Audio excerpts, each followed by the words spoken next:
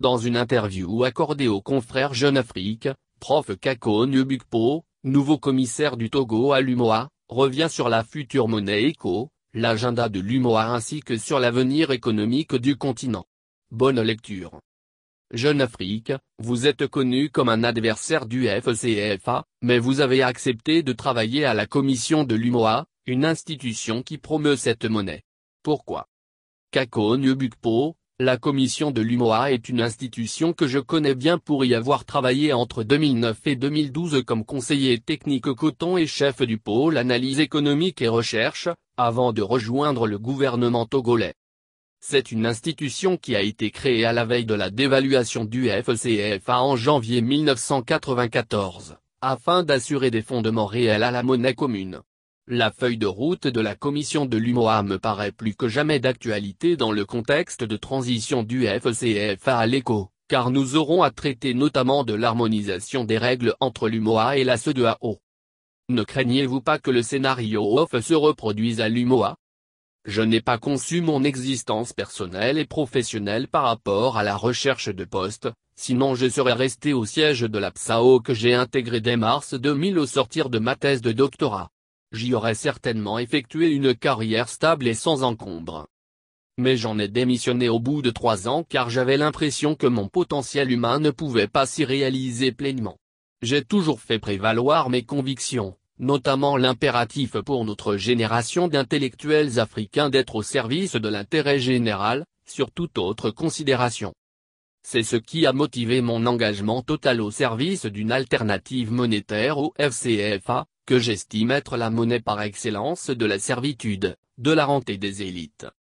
Je n'ai abandonné aucune de mes convictions, aucun de mes principes.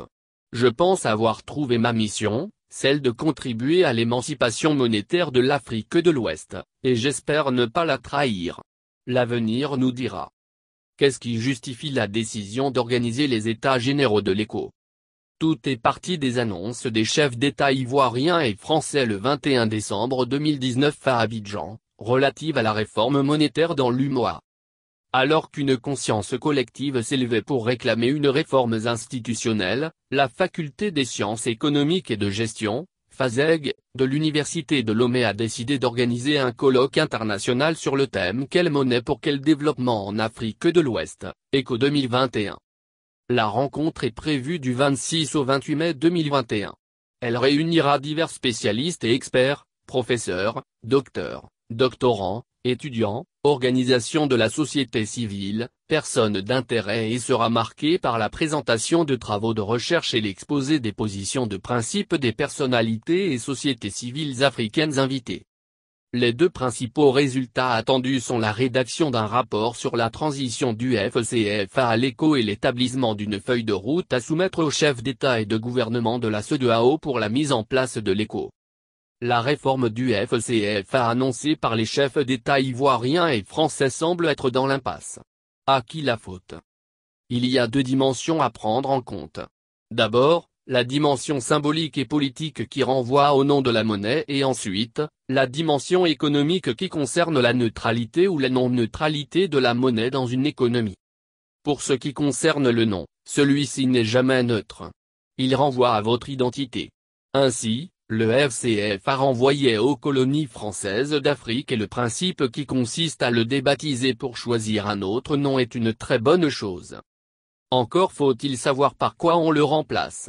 Quand les chefs d'État ont annoncé ce nom d'ECO, j'ai tout de suite attiré l'attention sur le fait que l'agenda de l'ECO est celui de la CEDEAO. En outre, il y a des critères pour rentrer dans l'ECO, et en parler comme d'un substitut au CFA c'est créer une forme d'automaticité du remplacement qui pourrait ne pas être facilement acceptée par les autres États de la CEDEAO. D'un autre côté, si l'on se veut pragmatique et que l'on prend en compte les coûts prohibitifs induits par tout processus de transition monétaire, pouvait-on choisir un autre nom de monnaie, alors que le projet était d'intégrer plus tard la future zone ECO? Pour ce qui est de la dimension proprement économique, j'ai déjà eu le loisir de la traiter dans le cadre de diverses tribunes publiées dans Jeune Afrique depuis de nombreuses années. Le G20 a approuvé le principe d'une allocation de droits de tirage spéciaux, DTS, d'un montant équivalent à 650 milliards de dollars. Est-ce une bonne nouvelle pour l'Afrique? La réponse est clairement oui, car le constat est unanime. Les ministres africains des Finances et l'Union africaine ont appelé à une réponse continentale coordonnée au Covid-19, étayée par le déblocage urgent et immédiat de 100 milliards de dollars, dont 44 milliards devraient être consacrés à l'allègement de la dette de tous les pays africains. Les ministres ont également demandé un montant supplémentaire de 50 milliards de dollars pour financer un sursis de paiement des intérêts en cas de crise prolongée. Sans en faire le principal moteur du développement de l'Afrique qui doit être avant tout endogène, j'appelle néanmoins la communauté internationale à un effort financier sans précédent en faveur du continent africain, en proportion de ce qu'elle a le courage de faire à l'heure actuelle pour le monde développé et émergent.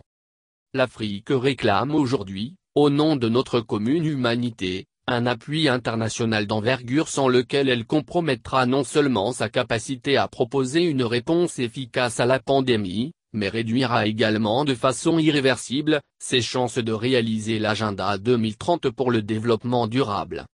Vous faites partie d'un groupe d'intellectuels sélectionnés pour débattre avec Emmanuel Macron à l'occasion du prochain sommet Afrique-France. Que faut-il attendre de ce rendez-vous ? Le président Emmanuel Macron a demandé à l'historien camerounais Achille Mbembe la production d'un rapport sur l'avenir du partenariat franco-africain. Ce dernier a sollicité l'expertise d'un comité d'une dizaine de membres auquel j'appartiens. Il ne faut jamais refuser le débat car c'est de la confrontation que jaillit la lumière. Le sommet Afrique-France de Montpellier constituera une occasion, parmi d'autres, de poser franchement les questions qui fâchent généralement la France en matière de positionnement sur le franc CFA. Pourquoi la France tient-elle tant au franc CFA, d'autant qu'elle ne cesse d'affirmer que le franc CFA est une monnaie africaine ? Mais l'avenir du partenariat économique entre l'Afrique et la France ne se résume pas au seul débat monétaire. L'urgence africaine est dans l'impératif de la transformation structurelle de son économie et il est important de co-construire de manière équitable avec la France, comme avec d'autres puissances installées ou émergentes, les voies d'une prospérité partagée. Il y va de la stabilité de l'Afrique et du monde.